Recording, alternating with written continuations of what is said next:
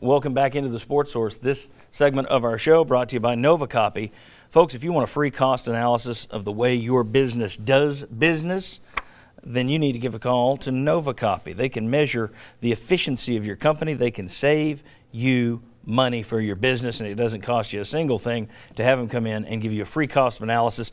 Whether your business is in McMinn County, down in my neck of the woods, all the way up to Kentucky, from Cookeville to the North Carolina line, NovaCopy, the folks to call here in East Tennessee. All right, back with Bob Hodge and Chuck Cavaleris in there in the middle, our recruiting guru. Josh Ward from Sports Radio WNML and sportsradiownml.com, host of Sports 180 Monday through Friday. Josh, thanks for being here. Thank you, John. All right. Let's race through some things. I want to take a look at some numbers. Here's how Tennessee's signing class was ranked this week. According to Rivals.com, the last I looked, they were ranked number 5. They were the second place team in the SEC behind Alabama. 24/7 Sports had them number 4 in the nation, number 2 to Alabama. Scout.com had them number 4 in the nation. They had Alabama and Auburn ahead of them, but still, you're swimming in some pretty, speaking of chlorine and pools earlier, you're swimming in some pretty elite company right there. And then look at where these 2 years rank in terms of Tennessee's recent history. Going back to 2002, it's 14 years worth of recruiting.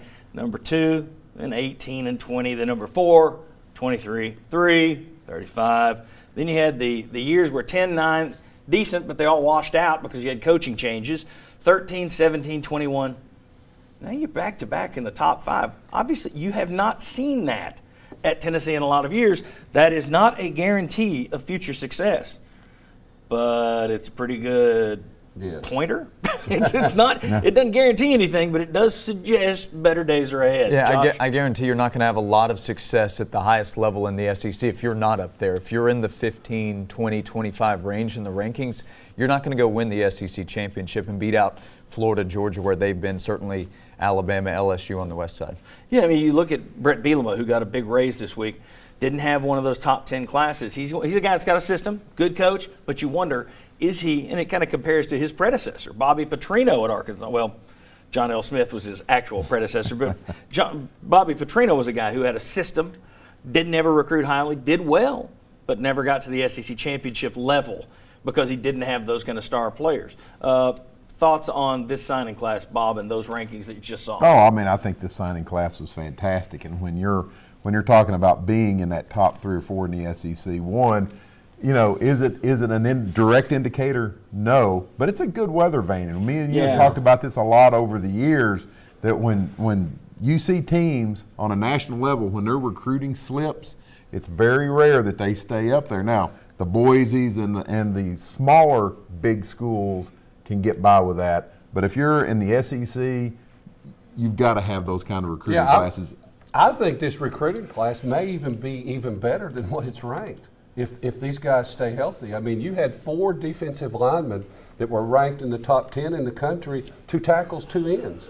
And to me, the Drew Richmond thing made a good class great. Yeah. That put it over the top. And the last thing I'd say is you met so many needs with this class. Let's talk about that. Josh, I asked you to zip me the 3 areas you felt Tennessee did the most good for itself on signing day. And let's go ahead and put these up, and we can leave them up for a second. Josh, run through that. Yeah, I think these are the 3 most important position groups if you're trying to win in the SEC. On the defensive line, to bring in Khalil McKenzie, Shy Tuttle, Kyle Phillips from Nashville. They got him just before the start of the spring semester. Some of these guys came in early as well. Kyle Phillips is on campus. Shy Tuttle's on campus. Andrew Butcher as well. So they got big-time talented guys in the middle on the defensive line and guys that can rush the passer. Chuck's right on the offensive line. I thought it was a good group.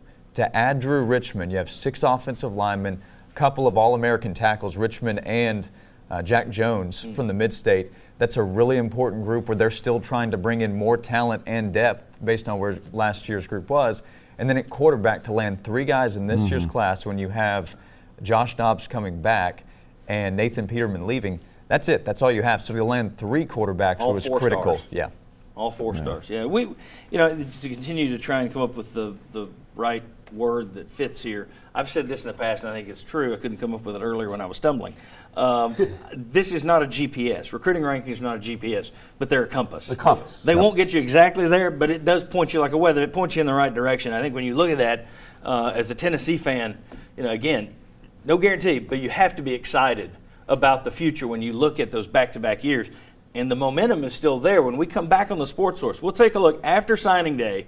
Which areas of Tennessee's teams are strengths, do we think? Which ones look like they could be weaknesses moving into 2015? And then also, the momentum keeps rolling forward for Tennessee. We'll discuss. Come on back on the Sports Source. Follow the Sports Source online at sportsource.tv and on Twitter at SportsSourceTV.